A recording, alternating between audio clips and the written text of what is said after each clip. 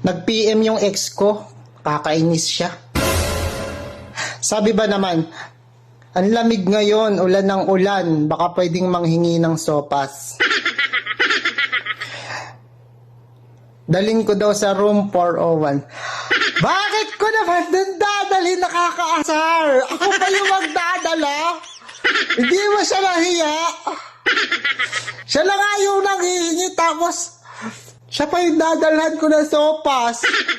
Kakasar yun. Tsaka bakit sa akin siya nanghihingi ng sopas? Pwede naman sa iba. Tapos sabi niya, bagong ligo daw siya. Why, bakit kailangan mo sabihin sa akin yun? Hindi naman na yun kailangan sabihin. Tapos, pinabanguhan na daw niya. Bakit mo naman pinabanguhan? Ano ba naman gagawin ko dyan? Hindi ko naman yan sisinghutin. Bakit? Kakain ka lang naman ng sopas. Bakit kailangan mo magpabango? Kaya yun, hindi ko na siya nireplyan. Sabi ko, papunta na ako. Bakit papunta?